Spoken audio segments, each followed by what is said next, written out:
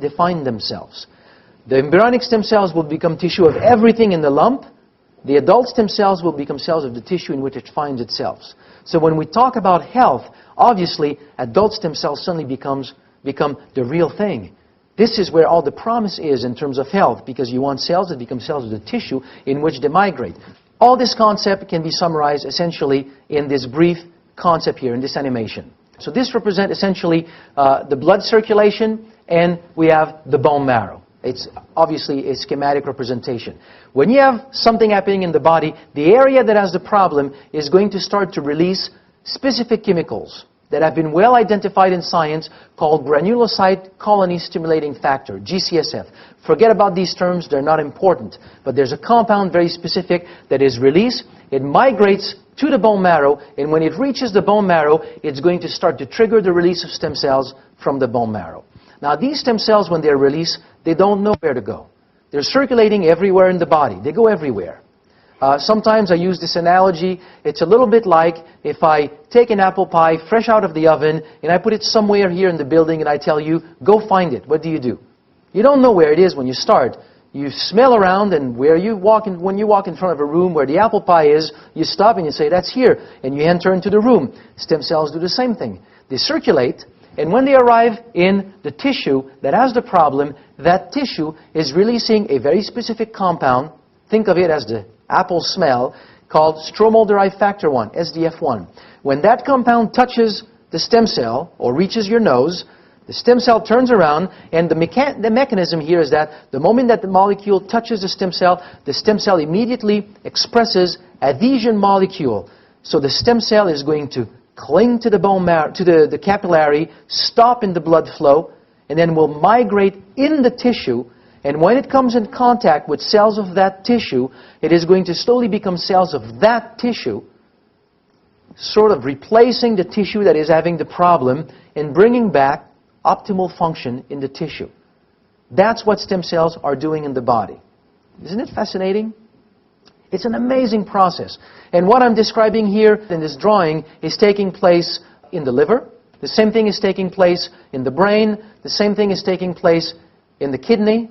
Same thing is taking place in the muscles. So it's essentially almost anything that they look at, they can find that the stem cells can become cells of that tissue. Here's a study where scientists took stem cells and they put them in a beaker on a mesh. The mesh was, so the stem cells here are in yellow, those yellow dots, put on a mesh that has holes that are big enough to allow molecules to go through, but small enough to prevent cells to go through. Okay, so you put these stem cells at the top, and at the bottom, they put a piece of crushed liver. So if you end up with cells of the liver at the top, it is not because cells of the liver migrated on top of the screen. They cannot cross that layer. This is a screen, it's a filter. It prevents cells from going through. When they looked at these cells on this mesh, 8 hours later, they were morphing, transforming themselves into liver cells. Now, understand why it took so long for us to see this phenomenon. It's because it is invisible. If I use the traditional mean of looking at a tissue, I take a piece of tissue, I slice it in a thin slice, I put it in a microscopic slide, and I look at it. What do I see? Liver cells. It is absolutely impossible to tell that yesterday that liver cell was a stem cell. It's impossible unless I can use something to tag it. And that leads us back to where I started, green fluorescent protein.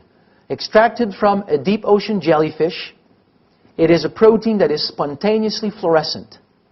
Because it is spontaneously fluorescent and because it's a protein, it's very easy. I mean, I'm making that easy. We're talking that Nobel Prize, 2008 Nobel Prize in Chemistry, was on a span of about 40 years of research. I'm making it look like it's nothing. But in theory, it's a protein, so it's easy to derive the DNA that encodes for that protein. Once you have the DNA, it's easy to inject it in a cell, in a stem cell. Now go back to what we were talking about just before. If I take now an adult stem cell that has that fluorescent protein in it, and I inject it in the skin, what do I get? I was looking to get a teratoma before, and I was getting nothing, so the conclusion is that they're not good stem cells. I get a patch of fluorescent skin. So the revelation here is that stem cells have the same adult stem cells, same ability, but the plus is that instead of becoming everything, they only become cells of the tissue in which they are. Okay?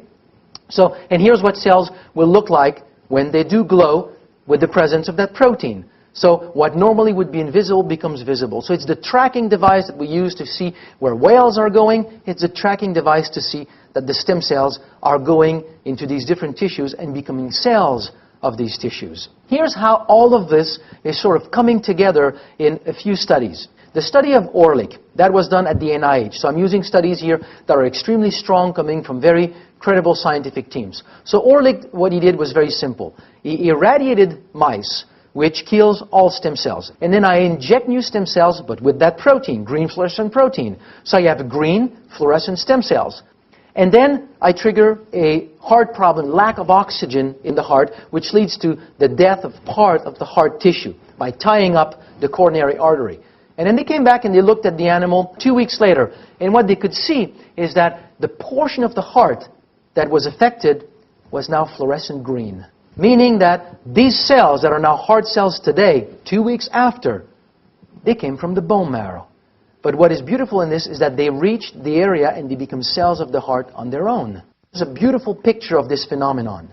What we show here is the picture of a muscle that was totally destroyed or killed on the first day of the study, and then we add the same protocol here with mice with fluorescent stem cells, and these cells on their own migrated in the muscle, and you can look, the muscle has been totally reconstituted, entirely green.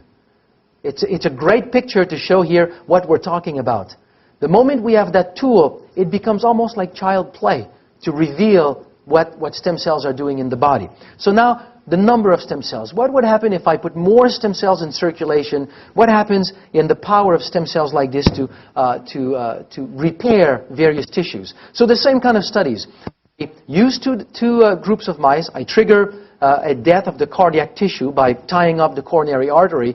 I split the mice in two groups. One group is control. I do nothing. The other group, I inject in the animals GCSF. Remember that compound that triggers stem cell release. So the two groups, the only difference, one group there's nothing. The other group, I have more stem cells in circulation for a few days. This was done for about 8 to 10 days.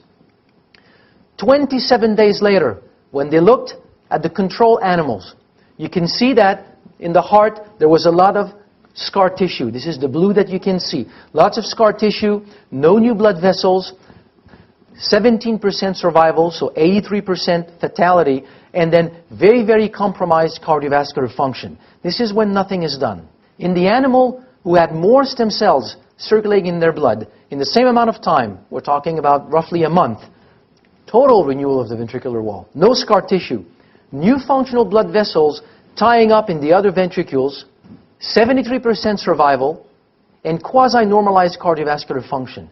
That study is telling us that in a month, there is a way, in a month, to reverse the consequence or revive a part of dead heart tissue. This is totally amazing. The reason why this protocol is not used as such in humans, it's because what is done here in mice gives severe, severe side effects in human.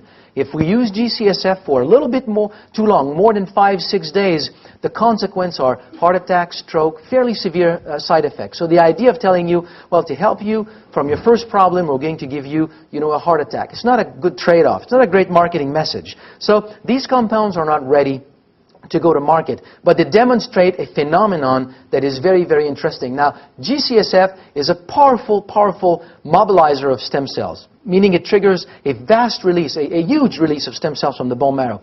Steminins that we'll talk about does not do that. So I do not want here to tell you that steminins will do this. What I want to do here by showing this is to show the power of stem cells, that if you really have a lot circulating in the blood, what you can end up in terms of repair is pretty phenomenal. But the key issue in here is the number of stem cells circulating in the blood. And that was captured by a study published in 2005. And now many studies have come out and have shown the same kind of results or the same kind of information, which is more stem cells in the blood equates to greater health. So if you have a little bit more stem cells every day, you simply allow the body to renew itself every day. So it's not about healing. It's not about anything phenomenal. It's a little bit like if I'm telling you, I am going to give you a month's supply in one day of food.